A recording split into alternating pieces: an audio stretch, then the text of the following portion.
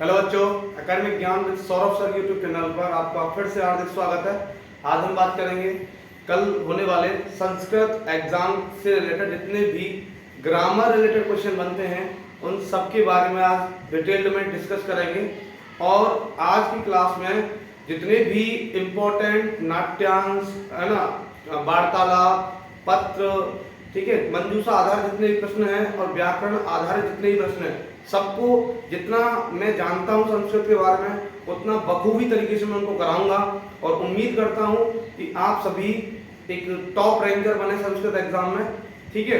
तो इसी उम्मीद के साथ में मैं आज की क्लास स्टार्ट करने जा रहा हूं, ठीक है। देखें तसल्ली के साथ में, मैं जो यहाँ सॉल्यूशन कराऊंगा वो शेखावाटी मिशन 100 सीरीज नाम से एक सीरीज चलती है राजस्थान में, उसके जितने भी इंपॉर्टेंट क्वेश्चन हैं उनके बारे में आज हम चर्चा करेंगे, ठीक है। तो देखें स्टार्ट करते हैं। ये सबसे पहले मैं यहाँ संधियों की बात करता हूँ, ठीक है। तो संधियों में सबसे पहले पर देखें तो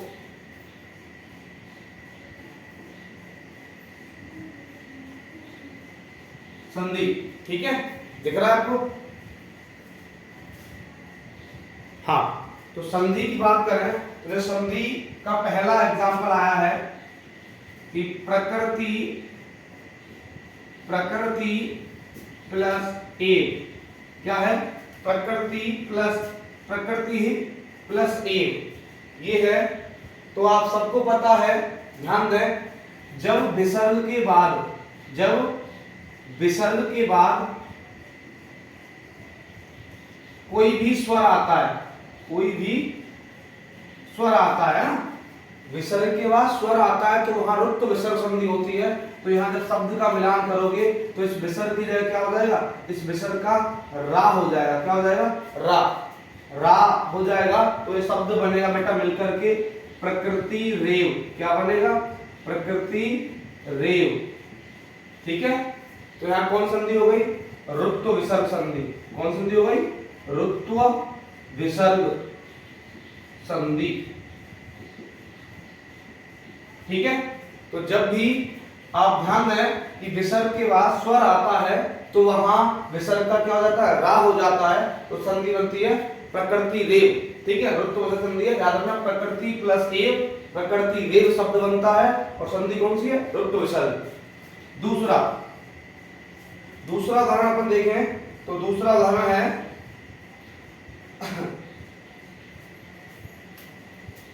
सच्चित। क्या है? सच्चित।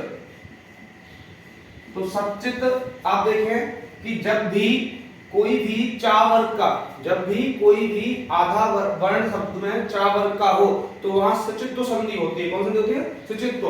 तो इसका संधि विच्छेद क्या होगा? सत प्लस चित्त। क्या होगा? सत प्लस चित्त, ठीक है। सत प्लस चित्त मतलब ता वर्ग जो है वो चा वर्ग में बदल जाता है। ये जो ता वर्ग है वो किस में बदल जाता है? चा वर्ग में। किस में बदल जाता है? चा वर्ग में। किस संधि के अंतर्गत बेटा? सिचित्व संधि के अंतर्गत। कौन संधि है? सिचित्व संधि, ठीक है। तो जब सिचित्व संधि होती है तो वहां पर चा वर्ग का आधा वर्ण आता है, जैसे कि यहाँ सचित में 4 चम्मच आधा आ रहा है ना, तो सचित का संधि विच्छेद क्या होगा? सत प्लस चित्त। और कौन संधि है? सिचित्व संधि है, ठीक है। उसके बाद आगे बात करें तीसरा, मैंने लिखा धूमम मुंचती। क्या लिखा? धूमम मुंचती। तो बेटा यहां ध्यान दें, जब भी किसी शब्द पर अनुस्वार आता है, क्या आता है? अनुस्वार, तो वहां अनुस्वार संधि ही होती है। तो देखो यहां अनुस्वार लगा हुआ है तो यहां कौन संधि होगी? अनुस्वार। तो संधि विच्छेद क्या होगा? बस अनुस्वार का मा कर देना आपको। धूमम प्लस मुंचती। क्या होगा? धूमम प्लस मुंचती। और कौन सा संधि है बेटा? अनुस्वार संधि। कौन संधि है? अनुस्वार संधि, ठीक है। उम्मीद करता हूं समझ में आ रहा होगा। ये एग्जांपल आप याद कर लें कि प्रकृति प्लस ए कौन संधि होगा? प्रकृति रे रुत्व विसर्ग संधि। सचित, सत प्लस चित कौन संधि होगा? सचित्व व्यंजन। और धूमम मुंचती अनुस्वार आ रहा तो वहां अनुस्वार संधि होता है। बस संधि विच्छेद करो तो वहां अनुस्वार क्या करना है आपको? माँ लगा देना है आधा। ठीक है, अगला एग्जांपल देखें।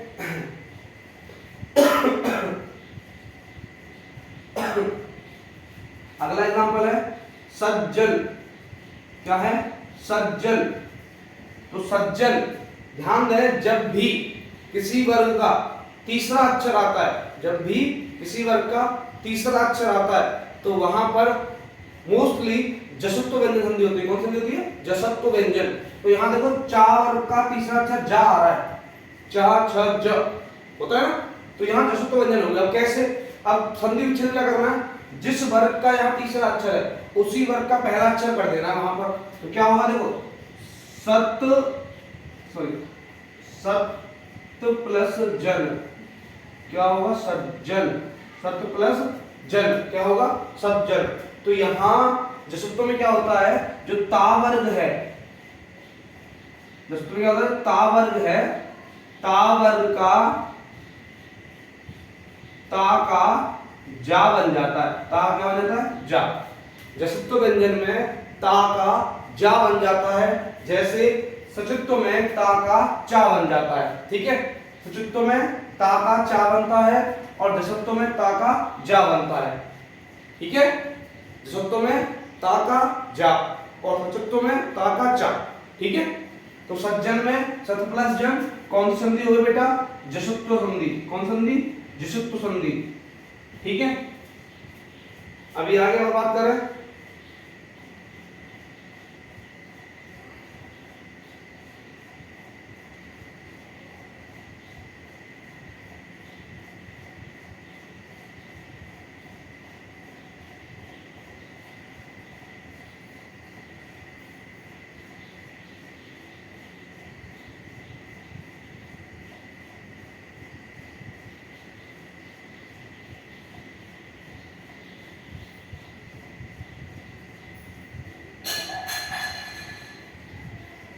और देखें,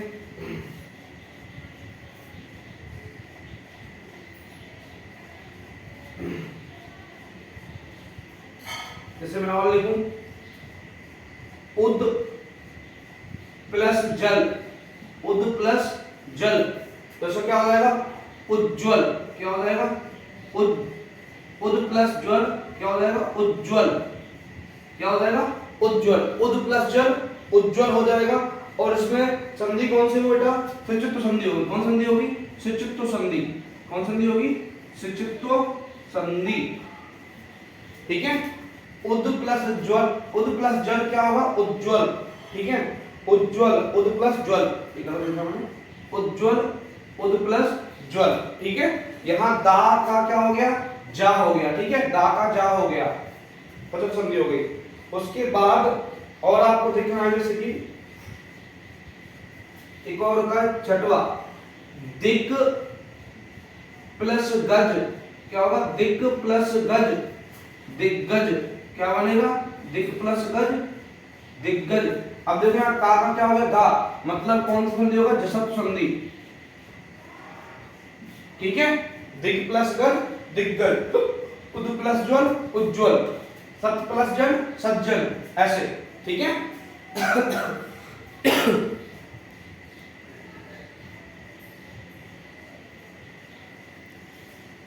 आगे और बात करें। नेक्स्ट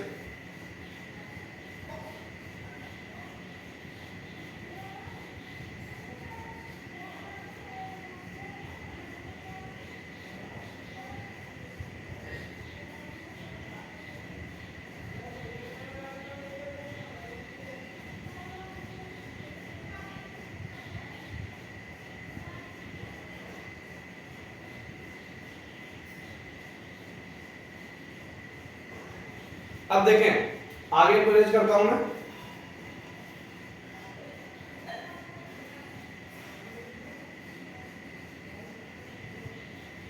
ठीक है, डस्टर कहां? एक मिनट।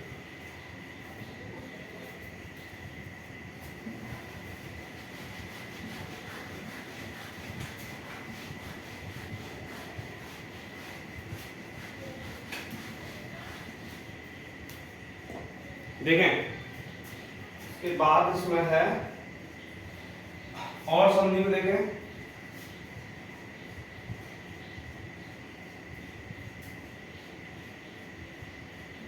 विपत काले, विपत काले, यहां क्या हो जाएगा विपद प्लस काले, विपद प्लस काले, विपद काले होता है। अब देखो याद रखें बेटा, जब भी किसी वर्ग का यहाँ पर प्रथम अक्षर आए, शब्द में किसी वर्ग का प्रथम अक्षर आधा आए, तो वहां पर क्या होता है चरत्व संधि होती है। कौन सी देते हैं चरत्व, और वहां विच्छेद जब करते हैं तो उसी वर्ग का तीसरा अक्षर हो जाता है, उसी वर्ग का तीसरा। ये लगभग मेरे हिसाब से जसत्व का उल्टा होता है मेरे हिसाब से, ठीक है। मैं संस्कृत विद्वान तो हूं नहीं, लेकिन फिर भी मेरे हिसाब से आप ऐसे करो। देखो जसत्व में इसमें एग्जांपल समझाऊं, मैंने लिखा दिक प्लस अंबर, दिक प्लस अंबर, तो क्या बन गया दिगंबर, क्या बन गया दिगंबर, ठीक है। अब यहां जसत्व संधि है, कौन संधि है जसत्व संधि है या नहीं, ठीक है।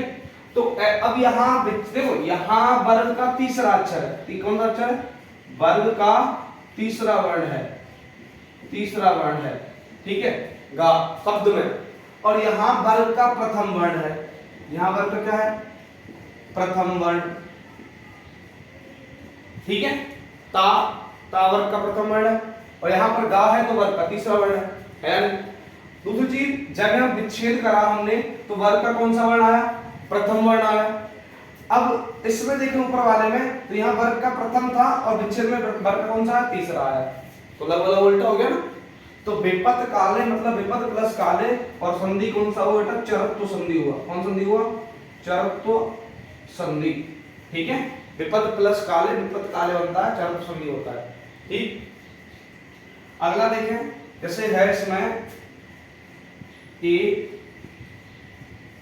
बी सी, मैंने लिखा तत्व प्लस टीका, तत्व प्लस टीका, तो देखो शब्द बनेगा बेटा इस ता का टा हो जाएगा तट्टीका, क्या बनेगा तट्टीका, ठीक है। तो तट्टीका कौन संधि हो बेटा षट्त्व संधि होगी, कौन सी षट्त्व संधि, ठीक है। षट्त्व संधि होती है जब भी ता वर्ग में होता है, जब भी ता वर्ग का परिवर्तन टा वर्ग में होता है तो वहां षट्त्व संधि होती है। और याद रखना वहां टा वर्ग आएगा पक्का शब्द में, देखो तट टा वर्ग आ रहा नहीं आ रहा, तो टा वर्ग जहां आए तो वहां आंख बीच की षट्त्व संधि लिख देना, ठीक है। और अनुस्वार जहां आए वहां अनुस्वार संधि लिख देना। अब बात करते हैं अगला, अगला है जैसे इसमें विष्णुस्त्राता, क्या है विष्णुस्त्राता। अब देखें विष्णुस्त्राता, तो जब यहां सा आ रहा है ना तो इसका बन जाएगा विष्णु प्लस त्राता, क्या बने विष्णु प्लस त्राता, तो विष्णुस्त्राता हो जाएगा। तो विसर्ग का सा हो रहा है मतलब सत्व विसर्ग हो गई, कौन संधि हो गई सत्व विसर्ग, ठीक है। तो विष्णु प्लस त्राता बनता विष्णुस्त्राता, ठीक है। उसके बाद यशोगानम, अगला संधि है ई, यशो गानम। अब देखो बेटा इसमें कौन संधि होगी, देखो आप लिखो इसको कैसे सप्तम संधि से करोगे, यश प्लस गानम, यश प्लस गानम। तो विसर्ग विसर्ग आ रहा है, तो विसर्ग का यहाँ क्या हो गया बेटा ओ हो गया, तो जब भी विसर्ग का ओ हो जाता है तो वहां उत्त विसर्ग संधि होती है, कौन संधि होती है उत्त विसर्ग, तो यहाँ कौन संधि होगी उत्त विसर्ग, ठीक है। तो यशोगानम में कौन संधि होगी उत्त विसर्ग, ठीक है, कौन संधि होगी उत्त विसर्ग। कोई दिक्कत, उम्मीद करता हूँ एग्जाम्पल आपको सामने आ रहा है। संधि के इतने एग्जाम्पल बनते हैं, ठीक है। और निकालो तो बहुत कुछ करा दूं, एक और संधि देखो जैसे मैं और बताऊं आपको, प्रत्येक, तो प्रत्येक में क्या होगा प्रति प्लस एक, कौन संधि है यण संधि, यहाँ ई का या हो रहा है समझ लेना, यण संधि है, कौन संधि है यण स्वर संधि, ठीक है। और बताओ मैं आपको, जैसे मैंने लिखा पावन,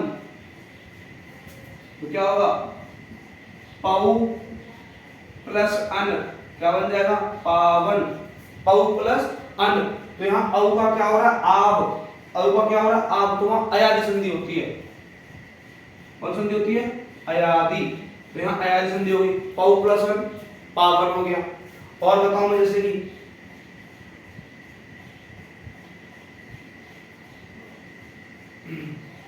भई प्लस अन, क्या बन जाएगा,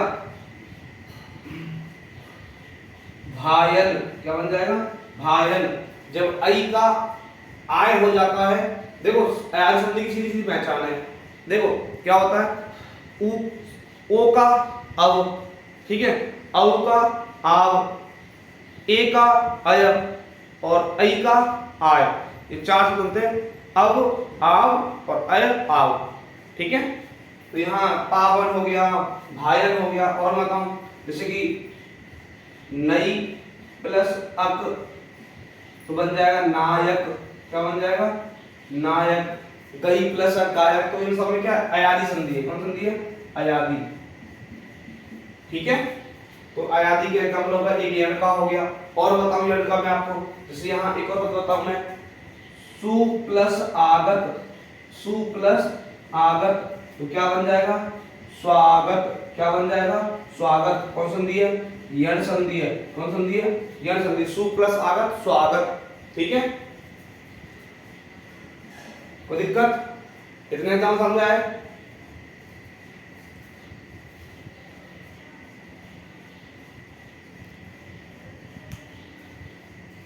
और देखें,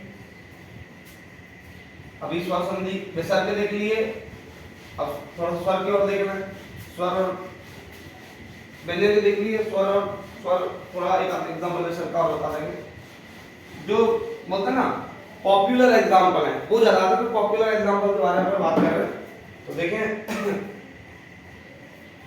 और बात करें अपन, जैसे मुझे याद आ रहा है, मनः प्लस रथ, मनः प्लस रथ, क्या बन जाएगा, मनोरथ, क्या बन जाएगा, मनोरथ। कौन संधि हो गया, मनोरथ, उत्त विसर्ग, कौन सा हो गया, उत्त विसर्ग, ठीक है। मनो प्लस सॉरी मनः प्लस रथ, मनोरथ, उत्त विसर्ग हो गया।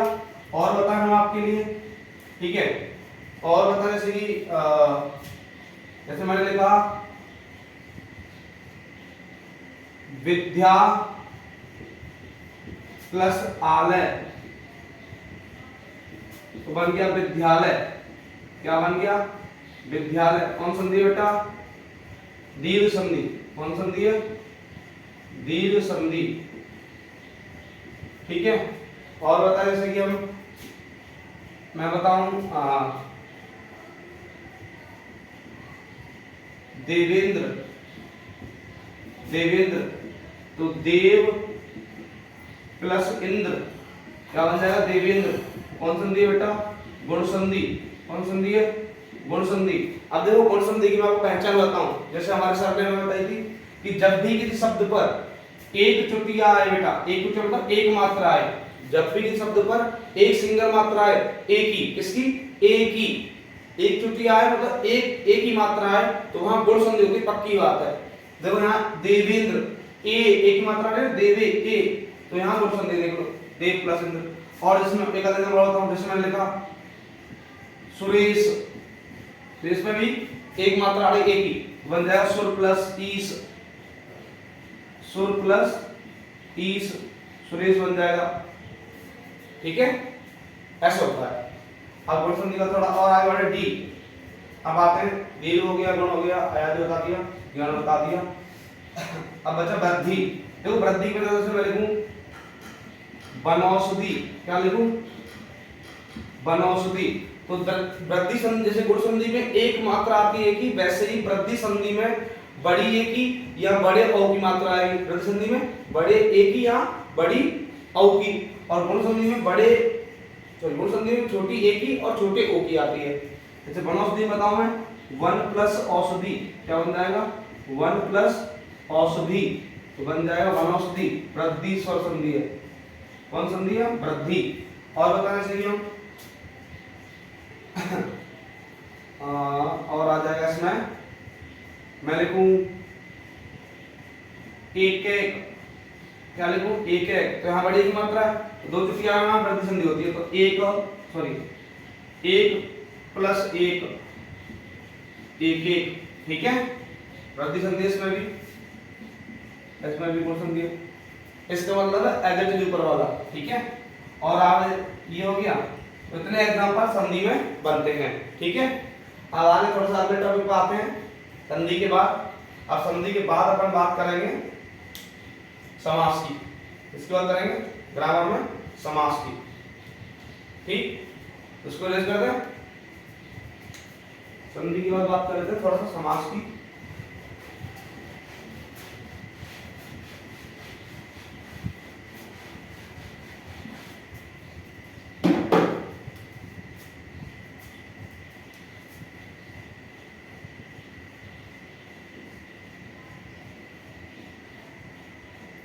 समास की बात करें तो समास में जैसे कि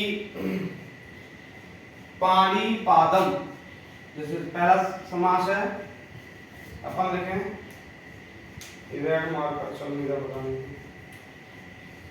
मैं लिखूं पहला पाणी पादम, क्या लिखा? पाणी पादम। अब पाणी पादम का समास विग्रह क्या होगा? पाणी चा पादोज तेषां समाहार, पाणी चत पादम, पाणी न पादम कोपी न, तो पाणी च पादोज तैसा समाहार या पाणी च तत्पादम, ठीक है। तो याद रखना बेटा, इसका क्या हो जाएगा? पाणी च पादौ च तेषां समाहार, तेषां समाहार, ठीक है। तो पाणी पादम का क्या होगा? पाणी च पादौ च तेषां समाहार। तो इसमें अब जैसे कि समाहार किसमें आता है बेटा? द्वंद्व समास, दूसरा द्विगु समास में आता समाहार। तो इसमें समास पाणी पादम में कौन सा हो जाएगा? पाणी च तत्पादम, पाणी न पादम, समास विग्रह ये हुआ, समास विग्रह पूछा है, ठीक है। समास इसमें मेरे हिसाब से द्विगु होगा,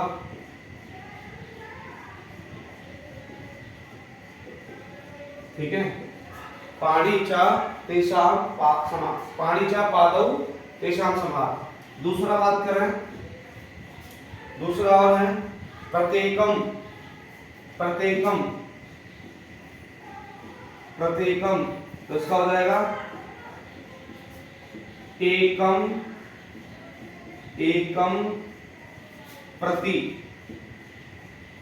ठीक है।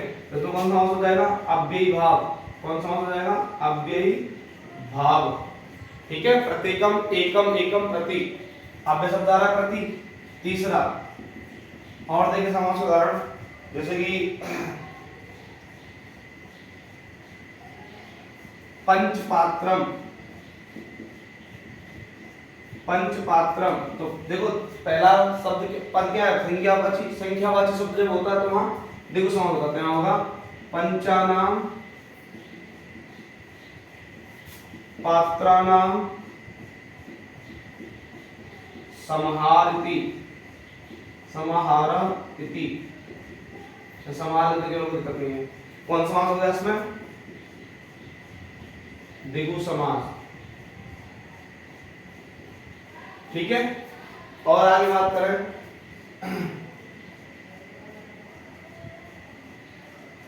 ठीक है, ये तो हो गई समास की बात। और समास में थोड़ा और उदाहरणों की बात करें तो और भी जैसे मैं लिखूं चंद्रमुखम, क्या लिखा? चंद्रमुखम, ठीक है। तो जब भी किसी शब्द में विशेषण और विशेष्य आते तो वहां कौन सा होता है, कर्मधारय समास। तो चंद्रमुख, चंद्र के समान मुख, तो इसका हो जाएगा चंद्र एव मुखम, चंद्र एव मुखम। तो कौन सा समास होगा बेटा, कर्मधारय। कौन सा समास होगा, कर्मधारय। ठीक है, चंद्र एव मुखम कर्मधारय समास। और बताएं जैसे कि कर्मधारय का और देखें, तो मैंने लिखा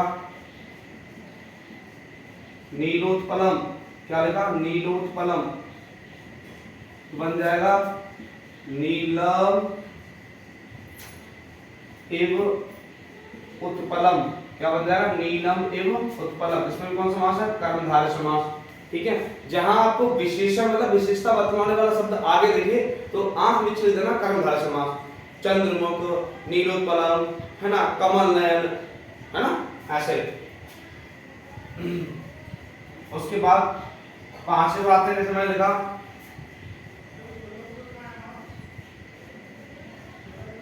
त्रिनेत्र, त्रिनेत्र में क्या होगा, त्रीणी,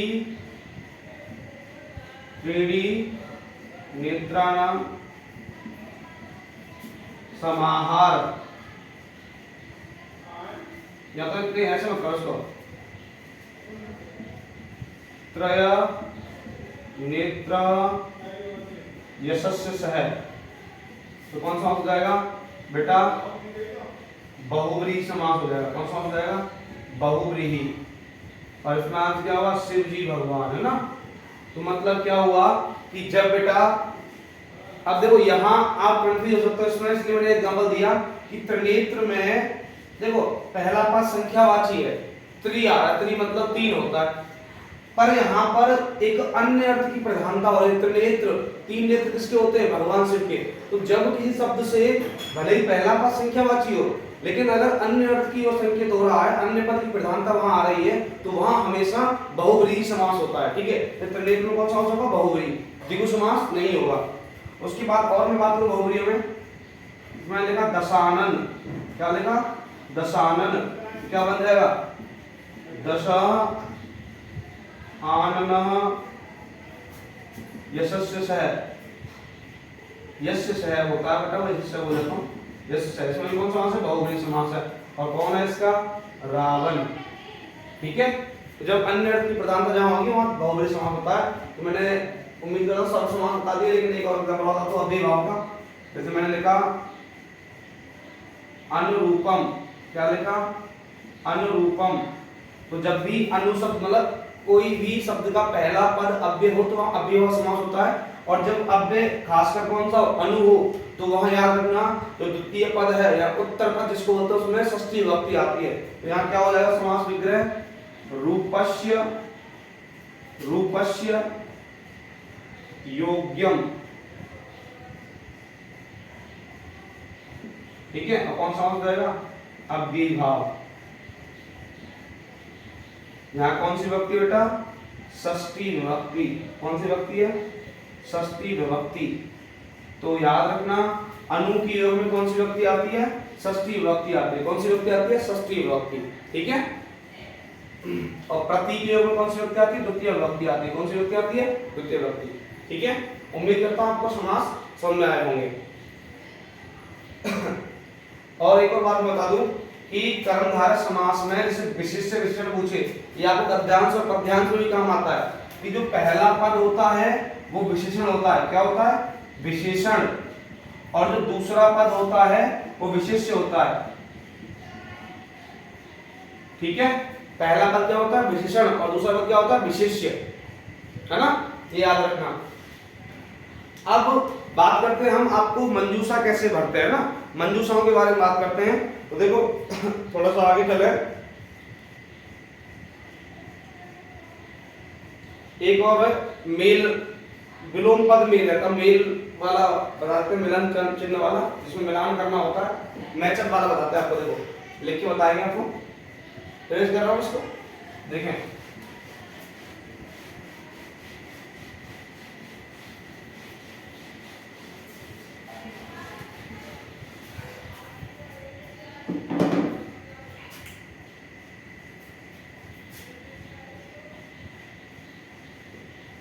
आपके पेपर में विलोम पद या फिर पर्याय पदम मेलियत आएगा, पर्याय पदम मेलियत, ठीक है, ये क्वेश्चन आएगा। और क्वेश्चन नंबर 12 पर आएगा। कौन सा नंबर पर आएगा बेटा? पेपर में ये प्रश्न 12वें नंबर पर होगा। कौन सा नंबर पर होगा? 12वें नंबर पर होगा और 2 नंबर का होगा, ठीक है। अब इसको करना कैसे है देखें, जैसे मैं एक बार लिख देता हूं आपको, खंड का दिखाऊंगा अभी आपको। खंड का क्या लिख रहा है? शांत, उसके बाद दुर्बल, उसके बाद अलीकम, उसके बाद निदागे, ठीक है। तो फर्स्ट, सेकंड, थर्ड, फोर्थ। अब मैं खा में लिखूं सत्यम, उसके बाद शीतकाले, उसके बाद क्रुद्ध,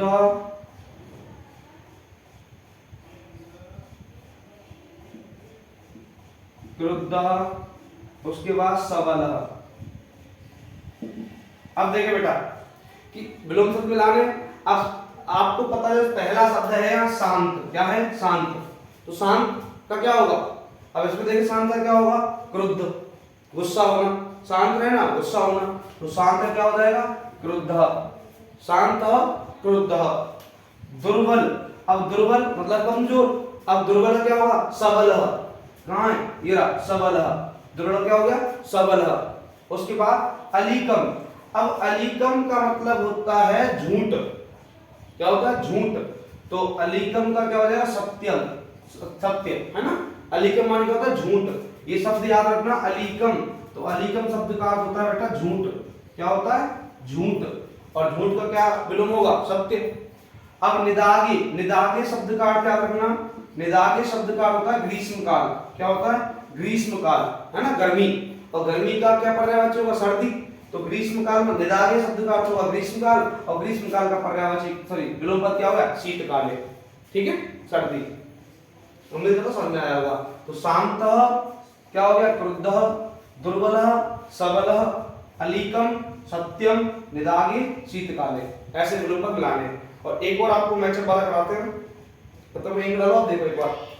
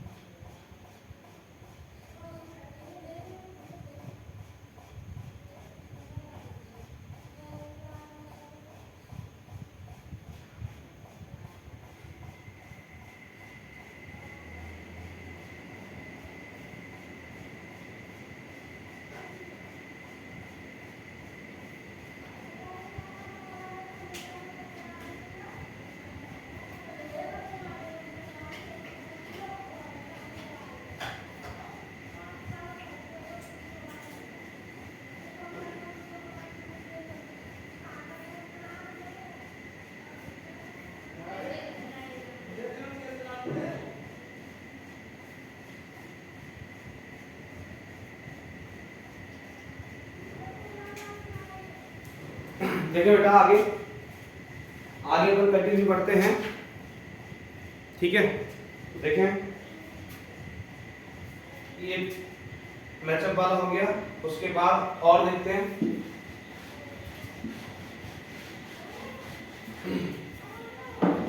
देखें और मैचअप वाला,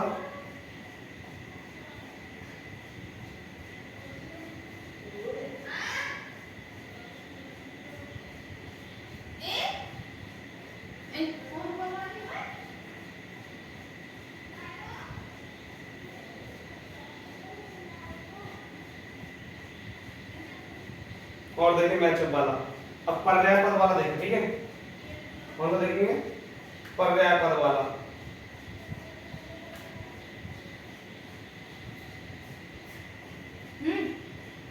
पर्याय पद वाले में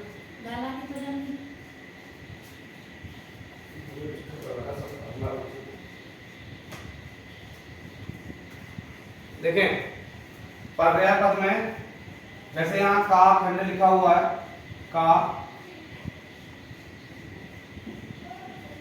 खंड, तो का खंड में है सलिलम, उसके बाद है वनम, उसके बाद है सुता, उसके बाद है दसई, सॉरी दसनई, ठीक है। अब खा खंड, तो खा में लिखा हुआ है पुत्री, ठीक है, पुत्री के बाद है जलम, क्या है, जलम, उसके बाद है दंतई, उसके बाद है आपका काननम, ठीक है। देखें आप, देखो सबसे पहली चीज आपको शब्दों का अर्थ थोड़ा बहुत पता होना चाहिए। अगर दो शब्दों का भी पता ना तो अभी आप मिला कर जाओगे। सलिलम, सलिल शब्द का अर्थ होता है जल, क्या होता है, जल, तो सलिलम का क्या हो जाएगा, जलम, क्या हो जाएगा, जलम, ठीक है। उसके बाद वन का अर्थ होता है जंगल, और जंगल का पर्यायवाची होता है कानन, वन क्या होगा, कानन, ठीक है। वनम मतलब काननम, वनम मतलब काननम, ठीक है। इसका अर्थ क्या होता है, जंगल, ठीक। उसके बाद और सलिल का अर्थ क्या होता है, जल, क्या होता है, जल। उसके बाद आगे देखें, सुता, सुता माने होते बेटी, क्या होता है, बेटी, सुता शब्द का अर्थ क्या होता है, बेटी, और बेटी का पर्यायवाची क्या होता है, पुत्री, ठीक। आगे देखें, दसने, बचा क्या, दसने मतलब दंतई, दसन माने क्या होता है, दांत, ठीक है। ऐसे मैच करना है। तो अगर आप शब्दों का चार में से दो का भी आप जानते हो तो कर जाओगे पर्याय पद का मेल, तो ऐसे तो मेल करना है। अब बात करते हैं मंजूषा। तो देखो मंजूषा बेटा आपके पास चार शब्द आएंगे 13 प्रश्न में और 3 भरने। जैसे मैं बताऊं आपको, क्वेश्चन नंबर 13 में पेपर का क्वेश्चन नंबर बता रहा हूं मैं, यहां का नहीं, पेपर का प्रश्न नंबर 13 पे मंजूषा आएगी, क्या आएगी, मंजूषा। और उसमें 4 शब्द होंगे जिसे मैं लिख रहा हूं यहां पर, सदा, अपि, एव और स्व, ऐसे 4 शब्द आएंगे और 4 में से 3 खाली जगह हैं, 3 में भरने। तो ये कंफ्यूज करने के लिए ज्यादा होता है। जैसे मैं बोलूं पहला शब्द है अहम ब्लैंक जयपुरम गमिष्यामि, जयपुरम, जयपुरम गमिष्यामि, अहम जयपुरम गमिष्यामि। दूसरा है रमेश, रमेशः मया सह गमिष्यति, मया सह गमिष्यति। उसके बाद तीसरा है त्वम, त्वम अत्र, त्वम अत्र तिष्ठ, ठीक है, ये है। अब बेटा देखो सबसे पहले आपको अगर जैसे जब भी मंजूषा फिल करें आप, तो मंजूषा में क्या करना है आपको कि पूरा सेंटेंस दोबारा लिखना है, पूरा सेंटेंस का कैसा लिखना है, दोबारा, और उसके बाद जहां आप फिल करोगे वह अंडरलाइन करना है। अब इन चारों शब्दों का मतलब आपको पता होना चाहिए। देखो सदा शब्द का अर्थ होता है हमेशा, क्या होता है, हमेशा, ठीक है। सदा शब्द का अर्थ क्या होता है, हमेशा। उसके बाद अपि शब्द का अर्थ क्या होता है, भी, क्या होता है, भी, अपि शब्द का अर्थ क्या होता है, भी। उसके बाद एव का अर्थ होता है ही, क्या होता है, ही। जैसे कि सत्य एव जयते, सत्य ही जीतता है, तो एव शब्द का अर्थ होता है ही। और स्व मान होता है आने वाला काल, स्व मान क्या होता है, टुमारो, क्या होता है, TOMORROW, टुमारो मतलब कल, आने वाले कल के लिए स्व आता है, आने वाले कल के लिए क्या आता है, स्व। अब देखें यहां आप देख पा रहे हैं कि गमिष्यामि लिखा हुआ है। क्या लिखा हुआ है? गमिष्यामि। तो इस श्यामी जो सब प्रत्यय है वो किसमें आता है? लिरट लकार में आता है, मतलब भविष्य काल में आता है। और भविष्य काल के लिए यहाँ शब्द एक ही क्या? स्व। तो यहाँ क्या आएगा? पहले में स्व, ठीक है। तो अहम स्व जयपुरम गमिष्यामि, मैं कल जयपुर जाऊंगा। अहम स्व जयपुरम गमिष्यामि, तो स्व का तो आने वाला कर दो, यहाँ स्व आ गया, ऐसे आपको भरना है। फिर रमेश ब्लैक मया सह गमिष्यति, तो रमेश मेरे साथ गमिष्यति जाता है। तो देखो यहां आ गया एव, क्या आ गया? एव। तो रमेश मेरे साथ ही जाता है, रमेश मेरे साथ ही जाता है। रमेश एव मया सह गमिष्यति, ठीक है। तुम अत्र, तुम यहाँ, तिष्ठ माने बैठो, तुम यहाँ बैठो, तुम यहाँ ही बैठो बेटा, यहाँ आएगा एव, यहाँ एव आएगा, यहाँ आएगा सदा, क्या आएगा? सदा। तो रमेश हमेशा मेरे साथ जाता है, तो रमेश सदा मया सह गमिष्यति। और यहाँ दूसरे में अत्र, तुम अत्र तिष्ठ, तुम यहाँ ही बैठो, तो इसमें एव आएगा, इसमें सदा आएगा, ऐसे। तो अगर आप अर्थ जानते शब्दों का तो आप भर दोगे, आप एक बार देख लें। और ऐसे ही आपको पूरा सेंटेंस लिखना है, और जहां आप फिल करोगे वहां अंडरलाइन करना है, ठीक है। तो ये मंजूषा की बात हो गई। 13वें नंबर में प्रश्न आएगा पेपर में, उसकी बात हो गई। ये 12वें नंबर वाली भी हो गई। अब थोड़ा सा आगे बढ़े, तो आगे इसमें आपके लिए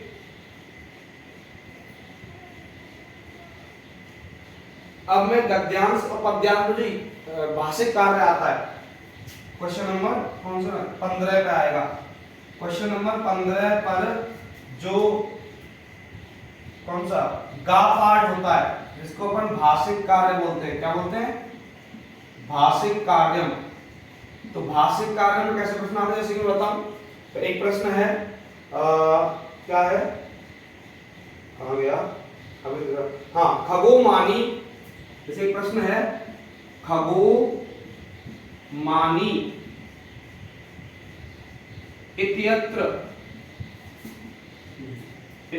विशेष्य पदम किम? विशेष्य पदम किम, ऐसे है।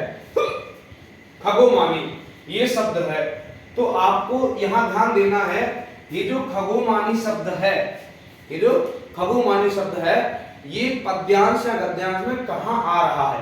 तो देखो विशेष्य जो होता है वो सेकंड टर्म होता है। कौन सा टर्म होता है? सेकंड टर्म, मतलब द्वितीय पद होता है।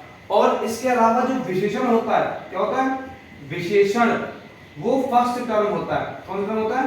फर्स्ट टर्म, मतलब हिंदी में पहला पद विशेषण होता है, दूसरा पद विशेष होता है। जैसे मैंने अभी कर्मधारय समास बताया, उसमें से मैंने बोला चंद्रमुख, तो वहां चंद्र जो है वो क्या है? विशेषण, और मुख क्या है? विशेष्य, ठीक है, ये है। अब यहाँ खगोमानी गद्यांश में पढ़ के देखोगे तो एक एव खगोमानी बने बस्ती बालका, सॉरी चालक चातक, सॉरी पढ़ने में गलती हो गई। एक एव खगोमानी बने बस्ती चातक, तो देखो खगोमानी के बाद क्या आ रहा है? बन शब्द आ रहा है। क्या शब्द आ रहा है? बन। तो खगोमानी का जो विशेष्य होगा वो गद्यांश के हिसाब से क्या होगा? बन। क्या होगा? बन, ठीक है। विशेष पद क्या होगा? बन। तो ये गद्यांश और पद्यांश को पढ़ने के बाद पता चलेगा। आपको ध्यान देना है कि जो जिसमें विशेष्य या विशेषण पूछा है वो शब्द गद्यांश में कहां आ रहा है, ठीक है। अगर विशेष्य पूछे तो गद्यांश जो यहाँ शब्द दिया गया है ना प्रश्न में, उससे पीछे वाला शब्द आपको लिख देना है। क्या कह रहा हूं मैं? अगर विशेष्य पूछे तो यहाँ प्रश्न में जो शब्द है ना, उससे पीछे वाला गद्यांश में जो शब्द होगा वो लिख देना है। आंसर जैसे बन आ रहा है, मैंने बात लिख दिया। अगर विशेषण पूछे तो यहाँ प्रश्न में जो शब्द है गद्यांश में, उससे आगे वाला शब्द लिख देना है, ठीक है। उसके बाद ये भाषिक कार्य में एक तो ऐसा प्रश्न आता है, दूसरा एक कर्ती क्रियापद वाला आता है। कौन सा आता है? कर्ती क्रियापद वाला। जैसे मैं कर्ती क्रियापद वाला होता हूं, बने बस्ती चातक, बने बस्ती चातक। अब ये है, अब इसमें पूछा है बने बस्ती चातक, कर्ती पद क्या है? तो यहां क्या पूछा है? कर्ती पद, कर्तरी पद, मतलब कर्ता पूछा है। तो इस सेंटेंस में ये जो दिख रहा है आपको, बने बसती चातक, वन में चातक रहता है, बने बसती चातक। तो यहाँ करता क्या है, चातक, क्या है, चातक। तो यहाँ आ जाएगा आंसर में चातक, क्या आ जाएगा, चातक। तो ऐसे छांटना आपको। तो या तो कर्तरी क्रिया पर पूछेगा या विशेषण विशेष्य पूछेगा भाषिक कार्य में। तो विशेषण विशेष्य की बात मैंने कैसे बताई कि जो प्रश्न में शब्द दे रखा है, ठीक है, उसको गद्यांश में आपको देखना कहाँ है वो। अगर विशेष्य पूछे तो उस शब्द से पीछे वाला लिख देना है, और विशेषण पूछे तो आगे वाला लिख देना है। तो जैसे गद्यांश, अब यहाँ प्रश्न क्या था, खगोमानी शब्द था, तो गद्यांश में खगोमानी शब्द से पीछे भी शब्द होगा और आगे भी होगा। अब मुझे विशेष से पूछा है तो मैंने खगोमानी के पीछे वाला शब्द लिख दिया जो कि क्या था, वन था, ऐसे, ठीक है। तो भाषिक कार्य की बात हो गई। अब थोड़ा सा आगे बढ़े, तो आगे बेटा ये मंजूषा याद है द्वारा से, इसमें प्रत्यय वाला और आता है, वो देखते हैं। हाँ, अब देखिए क्वेश्चन नंबर 2 की बात करें। क्वेश्चन नंबर 2 पे प्रत्यय वगैरह और धातु वगैरह की चीजें आती है, वो बता दूं मैं आपको। देखें,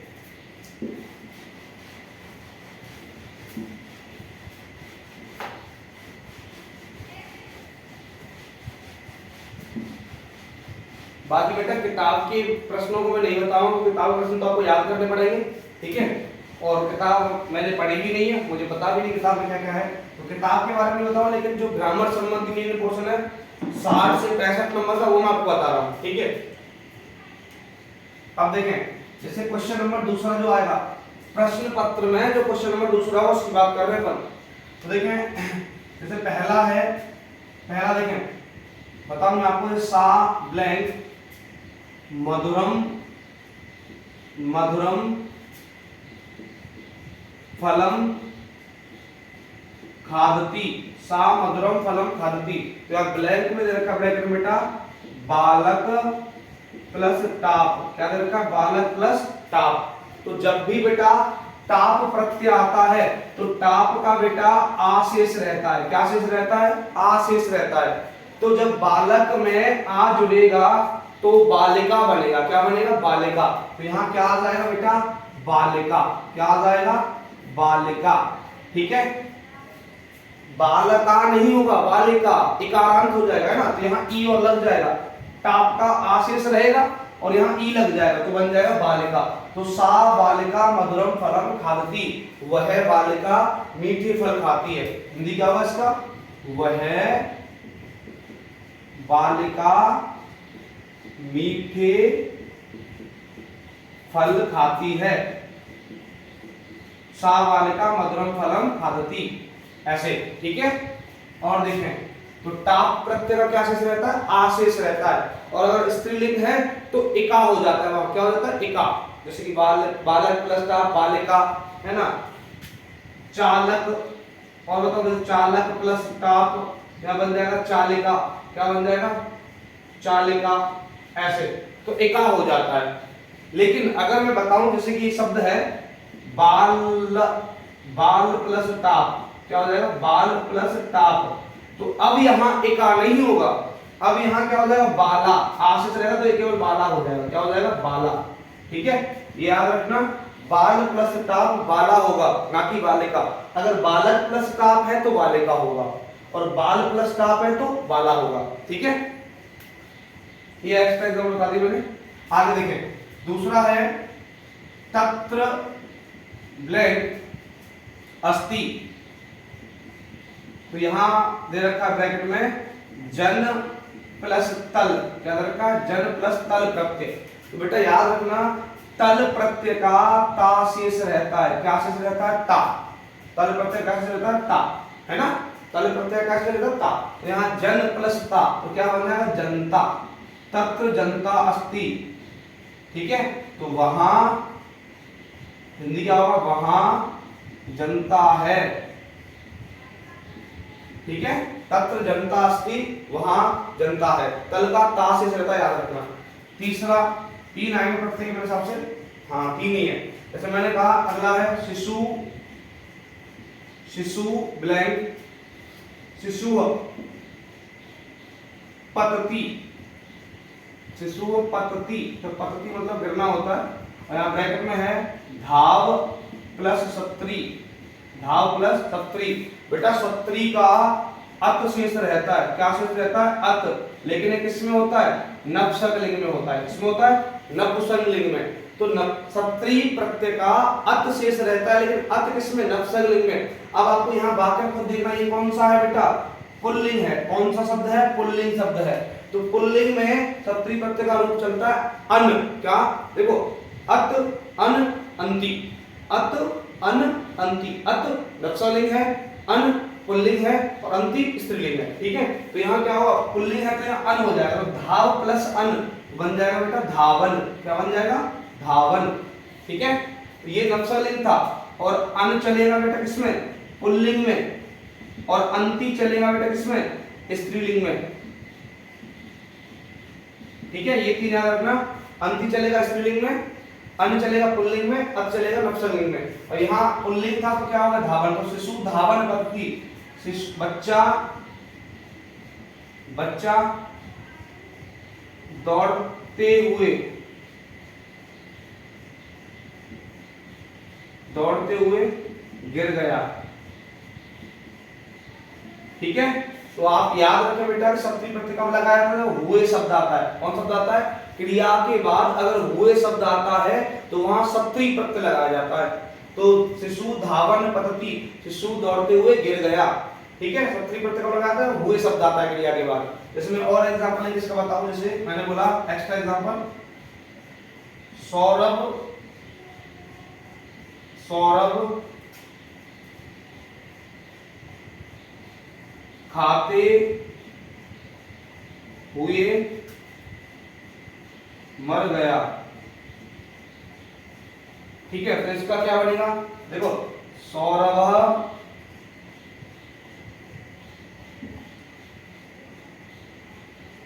खादन,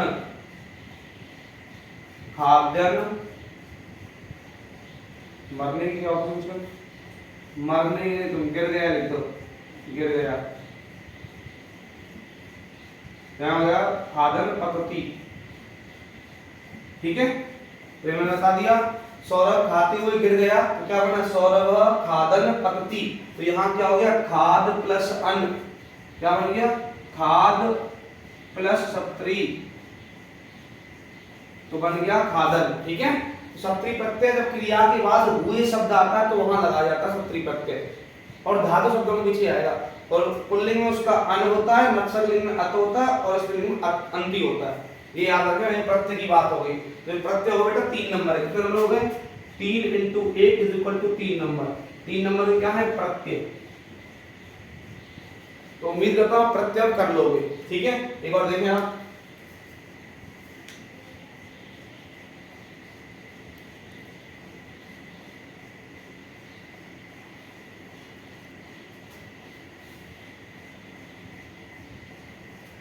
अब थोड़ा सा बात कर लेते हैं अपन किनकी। अब पत्र वगैरह, मंजूषा जो आपकी पत्र वगैरह उनकी बात करते हैं। ठीक है, देखो जैसे यहाँ मंजूषा में आपके लिए पत्र में, पत्र वाली मंजूषा की बात करते हैं बेटा। पत्र आधारित मंजूषा की क्लास ज्यादा लंबी ना हो जाए, इसलिए थोड़ा सा शॉर्ट में चल रहे हैं अपन। और बेटा इस क्लास से बहुत फायदा होगा, आप एक बार देख लेना पेपर में जाने से पहले कैसे कैसे करना है। ठीक है, जितना मुझे आता है संस्कृत में उससे ज्यादा ही देने की कोशिश करूंगा मैं। देखें, संस्कृत मेरा सब्जेक्ट नहीं है तो मुझे इंटरेस्ट संस्कृत पढ़ाने में मुझे मजा आता है, इसलिए पढ़ा रहा हूं आपके लिए। देखें, पत्र आधारित मंजूषा, पत्र आधारित, पत्र आधारित मंजूषा। तो बेटा इस पत्र आधारित मंजूषा में आपके लिए कितनी खाली जगह होंगी? 8 होंगी, और टोटल 4 नंबर का होगा मेरे हिसाब से, है ना। तो 1/2 × 8 = 4 नंबर का होगा बेटा पत्र आधारित मंजूषा। अब इसमें आपके लिए 8 ही शब्द आएंगे और 8 ही खाली जगह। शब्द देखो पहले मैं लिख रहा हूं, इसमें मैंने लिखा नमो नमः। क्या लिखा? नमो नमः। ठीक है, फिर है प्रतिशत। क्या है? प्रतिशत। फिर है अधिकम, क्या है? अधिकम। फिर है नवनवति, क्या है? नवनवति। फिर है अहम। फिर है भवान, क्या है? भवान। फिर है अभ्यासेन, क्या है? अभ्यासेन। फिर है परिणामः। तो ये 8 शब्द हैं। देखें 1 2 3 4 5 6 7 8, 8 ही खाली जगह आएंगी और हर खाली जगह आधे नंबर की होगी। ठीक है, तो नमो नमः, नमस्कार कहते हैं एक तरह से। प्रतिशत मतलब परसेंटेज होता है, अधिकम मतलब अधिक ज्यादा होता है। नवनवति, तो नव और नवति, नवति माने 90, नव माने 9, तो कितना हो गया? 90 + 9 99। तो नवति का मतलब होता है 99, नवनवति का मतलब क्या होता है? 99। अहम माने मैं, अहम माने क्या होता है? मैं। भगवान माने आपका, भगवान माने क्या होता है? आपका। अभ्यासी माने अभ्यास से, और परिणाम माने नतीजा, रिजल्ट। ठीक है, तो इन शब्दों का आपको थोड़ा बहुत टूटा फूटा आना चाहिए। अब देखो आपको मैं पत्र लिखना सिखाता हूँ। अब यहाँ पत्र लिखना मंजू सर की सहायता सीखेंगे अपन, ठीक है, और उसका प्रारूप भी बता रहा हूँ मैं। देखो पत्र में संस्कृत वाले में इधर तो आता है बेटा एड्रेस, इधर आता है एड्रेस, जैसे इसमें लिखा हुआ है गांधी विद्या मंदिरत, गांधी विद्या मंदिरत, ठीक है, और जगह है बेटा बीकानेरम, बीकानेरम। तो बेटा ये इस जगह क्या आता है? एड्रेस आता है। क्या आता है? एड्रेस। तो आप याद रखना कि संस्कृत में राइट साइड में एड्रेस लिखा जाता है, जैसे यहाँ लिखा है गांधी विद्या मंदिरतः बीकानेरम। ठीक है, उसके बाद आगे बात करें, उसकी जस्ट इस देखो ये यहाँ लाइन में है, तो इसकी जस्ट चीज में यहाँ पर आपको लिखना है, अगर मतलब फॉर्मल लेटर के अलावा इनफॉर्मल लेटर की बात कर रहा हूं मैं, अनौपचारिक पत्र, इनफॉर्मल लेटर में यहाँ लिखना है आपको ये शब्द संबोधन वाला, पूज्य, पूज्य पितृ महोदय, पूज्य पितृ महोदय, और उसके अलावा आपको पूर्ण विराम लगाना है। तो पूज्य पितृ महोदय, जस्ट जैसे बीकानेरम लिखा है ना, उसकी जस्ट सीध में आना चाहिए।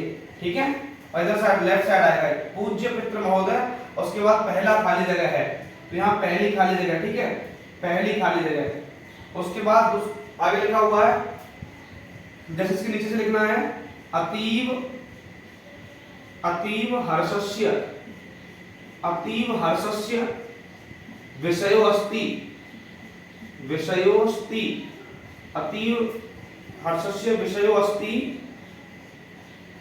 यत् मम अर्धवार्षिकाया, अर्धवार्षिकाया, अर्धवार्षिक्या, वार्षिकाया लिखना चाहिए वैसा, ठीक है, काया परीक्षाया, परीक्षाया सेकंड खाली जगह आगत अहम, अहम नवति, अहम नवति तीसरी खाली जगह, ठीक है, अहम नवति अंकान प्राप्तवान, अंकान प्राप्तवान, पूर्णविराम किंतु, किंतु इदं ज्ञात्वा, इदं ज्ञात्वा फोर्थ ब्लैंक अपि, अपि चिंतितः, चिंतितः भविष्यति, भविष्यति यत, यत गणित विषये, गणित विषये, ठीक है, पांचवी खाली जगह गणित विषये सुष्ठु, सुष्ठु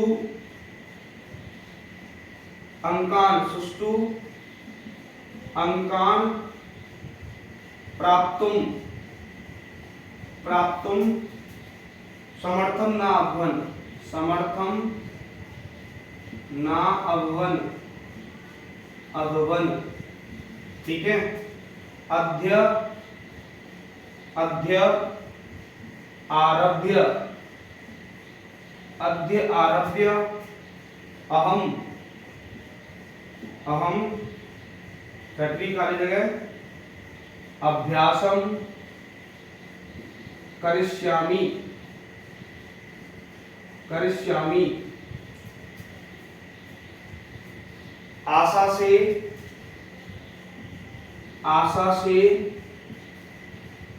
यत यत सातवीं खाली जगह भवतः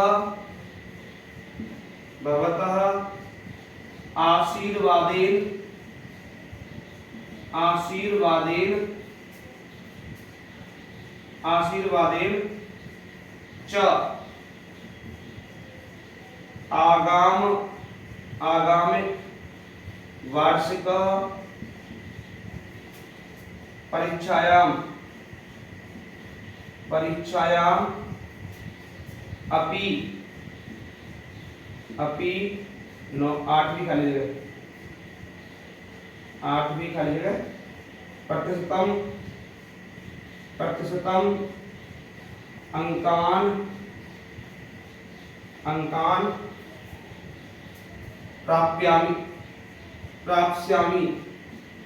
प्राप्स्यामि। ठीक है। मात्रम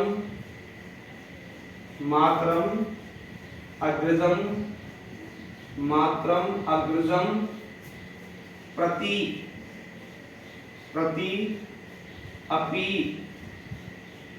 अपि मम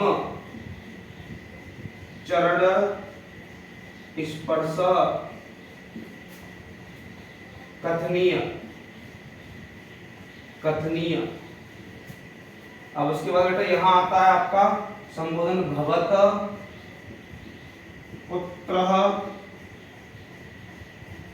पुत्र दीपक। ठीक है, दिख रहा है आपको?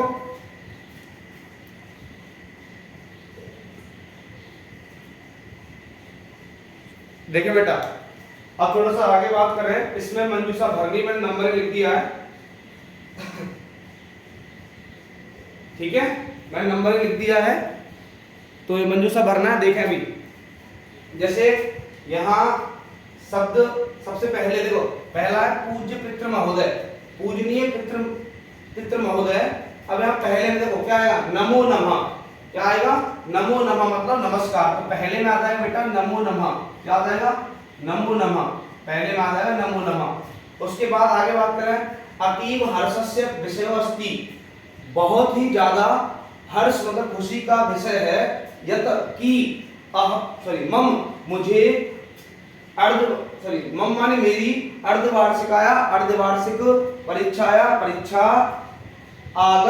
आ गई है। तो मम अर्धवार्षिक परीक्षाया, मेरी अर्धवार्षिक परीक्षाएं परिणाम आ गया है ना, मेरी अर्धवार्षिक परीक्षा परिणाम आ गया। तो दूसरे में क्या आएगा बेटा? परिणाम। दूसरे क्या है? परिणाम। मम अर्धवार्षिकाया परीक्षाया परिणामः आगत, मेरी अर्धवार्षिक परीक्षा का परिणाम आ गया है। अहम मुझे 90 ब्लैंक अंकान प्राप्तवान। 90 अब क्या है? प्रतिशत। क्या है तीसरे में? प्रतिशत। तो अहम 90% अंकान प्राप्तवान, मुझे 90% अंक मिले हैं। आगे किंतु लेकिन इदम ज्ञात्वा यह जान करके अपि चिंतित भविष्यति, मुझे भी चिंता हुई। तो किंतु इदम ज्ञात्वा यह जान करके मुझे भी चिंता हुई, मुझे भी चिंता हुई। इदम अधिकम अपि चिंतित, अधिकम यहाँ क्या है चौथे में बेटा? अधिकम, मुझे भी ज्यादा चिंता हुई। ठीक है, चौथे में क्या है? अधिकम। तो किंतु इदम ज्ञात्वा अधिकम अपि चिंतित भविष्यति, मैं भी अधिक चिंतित हुआ यत कि गणित विषय सुष्ठु अंकान प्राप्तुं समर्थ न अभवन्, कि मैं गणित में अच्छे अंक प्राप्त करने में समर्थ नहीं हुआ। सुष्ठु माने अच्छा होता है, सुष्ठु माने क्या होता है? अच्छा। सुष्ठु, सुष्ठु माने क्या होता है? अच्छा। तो यह पांचवें में क्या आएगा? पांचवें में आएगा या तो गणित है अधिकम, अधिकम यहाँ आ जाए अधिकम, ठीक है। एक मिनट देखते बेटा, एक शब्द में गड़बड़ पड़ रहा है, आगे देखते हैं। अध्या माने आज, आरभ्य माने आरंभ, अहम माने मैंने, अभ्यासेन सॉरी अधिकम अभ्यासम करिष्यामि। हाँ बेटा छठवें में आएगा अधिक, छठवें में क्या आएगा? अधिक शब्द आएगा ना, तो यहाँ आ जाएगा अभ्य आरभ्य अहम, आज से मैं अधिक अभ्यास करूंगा ना, तो अधिकम आ जाएगा छठवें में। ठीक, गलत होगा तो छठवें में अभ्यास आ जाएगा, लिखा हुआ दिख रहा होगा आपको। ये बेटा पहला है नमो नमः, ये बेटा प्रतिशत तीसरे में है, प्रतिशत तीसरे में है, और परिणाम दूसरे में है, ठीक है। छठे में वो हो गया। अब चौथा पॉइंट लगेगा, देखेंगे सातवें में। अब सातवें में क्या होगा? अब आशा से यत भवत आशीर्वादेन च आगामी वार्षिक परीक्षायाम अपि नवनवति% अंकान, तो यहाँ बेटा आठवें में आएगा नवनवति, आठवें में आएगा नवनवति, मुझे 99% अंक प्राप्त होंगे, ठीक है। अब उसके बाद यहां आ जाएगा बेटा ये तो अहम, तो सातवें में क्या आएगा? अहम, मुझे, सातवें में क्या आ जाएगा? अहम आ जाएगा। तो क्या होगा कि आशा से यत अहम भवत आशीर्वादन, आपके आशीर्वाद, यत अहम कि मैं, भगवत आशीर्वाद आपके आशीर्वाद से, चा आगामी वार्षिक परीक्षायाम, आगामी आने वाली वार्षिक परीक्षा में भी 99% अंक प्राप्त करूंगा, ठीक है। तो यहाँ सातवें में क्या आएगा? अहम आ जाएगा, आठवें में नवनवति हो गया। अब बचे दो चौथा और पांचवा, तो बेटा चौथे पांचवें में कौन कौन शब्द बचे आपके? एक तो बचा है अभ्यासेन और दूसरा बचा है भवान। तो बेटा किंतु इदम ज्ञात्वा भवान अपि, आप भी, भगवान आ जाएगा चौथे बेटा, आप भी, तो यहाँ चौथे क्या है? भगवान। किंतु इदम ज्ञात्वा, किंतु यह जान करके आप भी चिंतित होंगे, ठीक है, चौथे में आ जाएगा। अब बच्चा पांचवें में अभ्यास में आ जाएगा, पांचवें में क्या है? अभ्यास में।